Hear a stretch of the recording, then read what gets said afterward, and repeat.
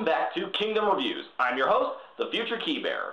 Today, we're starting off the actual story of Kingdom Hearts with our first stage, Destiny Islands.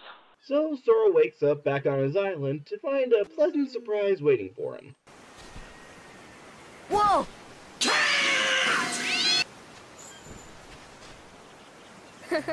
Give me a break, Kyrie. Sorry, you lazy bum. I knew that I'd find you snoozing down here.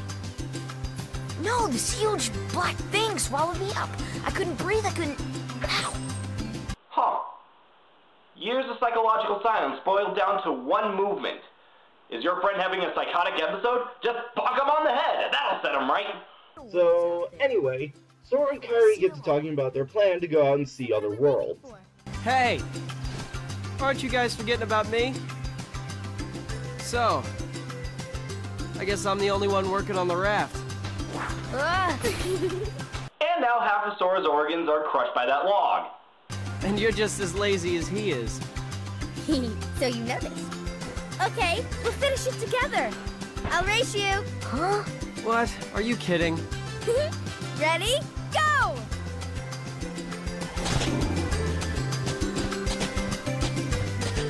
Just like many of the world's great wars, this competition was started by trying to impress a girl.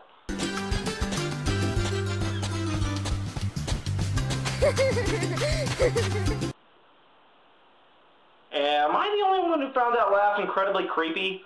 Next up, Kyrie tells Sora to go collect all the stuff to finish up the raft that their friend Riku was talking about. While you're out doing this, you can also pick fights with Selphie from Final Fantasy VIII and Tidus and Waka from Final Fantasy X. Don't ask me why they're so young, just go with it. You can fight them as many times as you want, and it makes a great opportunity to do some early leveling in the game. Also, if you're feeling so inclined, you can also challenge Riku to a fight. Be forewarned though, if you have never played this game before, Riku can be a bitch to defeat. But if you do manage to beat him, he gets you more experience than the other three combined, and you land a potion, which can be very useful this early in the game. So after getting all the stuff and doing as much fighting as you want to do, Sora, Riku, and Kyrie start talking about seeing other worlds. Never know by staying here. On a raft. But how far could a raft take us? Not very far unless that thing is rocket powered. Who knows? If we have to, we'll think of something else. Oh, trust me, you're going to have to. So before they head home, Riku gives Sora a little gift. Sora! You wanted one, didn't you? A Palpu fruit? If two people share one, their destinies become intertwined. They'll remain a part of each other's lives, no matter what. Come on, I know you want to try it. What are you talking? Hope you got your fill of Palpu, people, because once you leave the island, they will never show up again. So while that's going on, we cut to a world called Disney Castle, where the court magician, Donald Duck, goes to visit King Mickey in the throne room.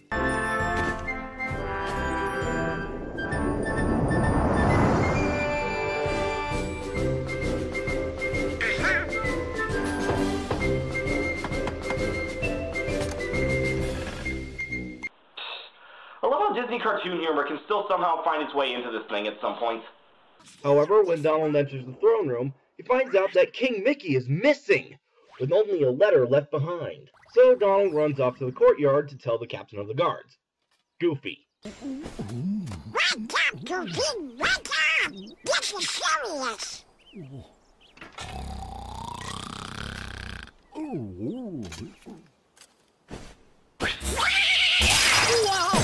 Okay, here's a question for you. In this scene, Donald is clearly shown as knowing how to use thunder magic. So how come in the first level of the game, he is only able to use fire magic? Hey there, Donald. Good morning. We got a problem, Goofy. But don't tell anyone. Oh, Queen Minnie? Not even the Queen. Daisy? No! It's top secret. Oh, good morning, ladies. What?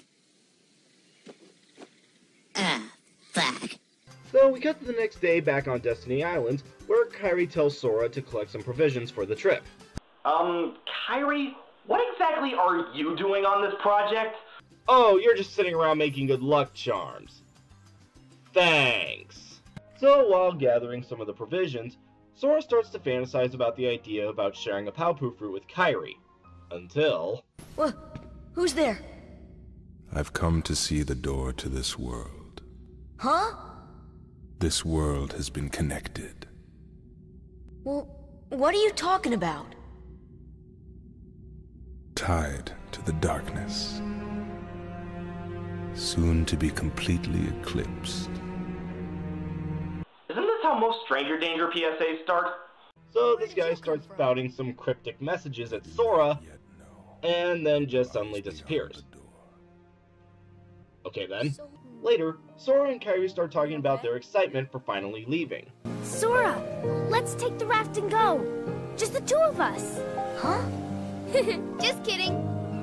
What's gotten into you? You're the one that's changed, Kairi. Young and, quite frankly, awkward love. So we cut back to Disney Castle, where everyone's reading King Mickey's letter. It turns out the worlds are in great danger, and the king went off to try to investigate. He also left an important mission for Donald and Goofy.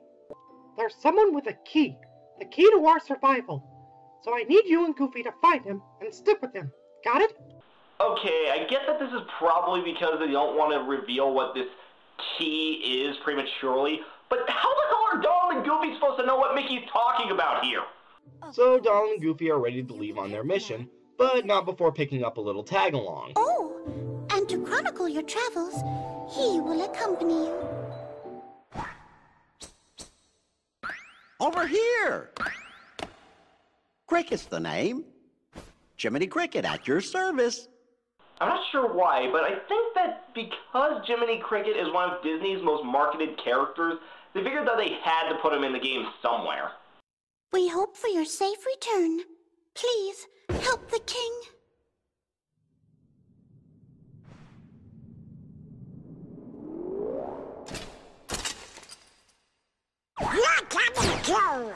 If he's going down, you're going down with him. So Donald and Goofy go down to a place called the Gummy Garage, or as I like to call it, Hidden Mickey Central, and they blast off in a ship known as the Gummy Ship. Back on Destiny Islands, Sora notices some sort of a storm brewing and goes to check on their raft. Sora, dinner's ready. Come on down. Sora? I hope you enjoyed hearing the voice of Sora's mom, because she will never be even referenced again. So Sora gets to the little island and notices that Riku and Kairi are already there. Wait a minute. If they each have their own boat, why the fuck do they need a raft? So Sora catches up with Riku, who is talking in some very cryptic shit. What? The door is open, Sora. Now we can go to the outside world. What are you talking about? We gotta find Kairi. Kairi's coming with us. Wait, how the fuck do you know that? Once we step through, we might not be able to come back. We may never see our parents again. There's no turning back.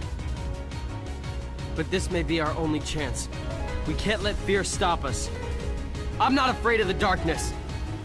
Yeah, that's sort of a weird thing about Riku. He seems to have some sort of insight into this stuff, and we're never given an explanation as to why. So the darkness proceeds to swallow up Riku, and before it can do the same to Sora, he is bestowed a mystical weapon known as the Keyblade. After fighting his way through some enemies, he finally finds Kairi. Sora...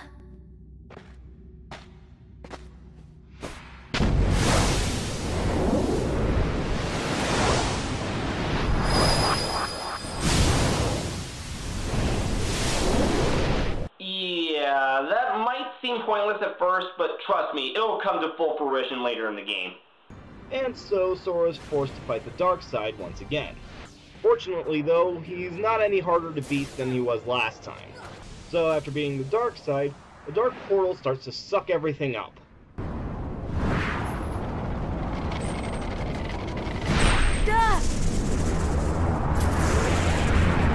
Wow!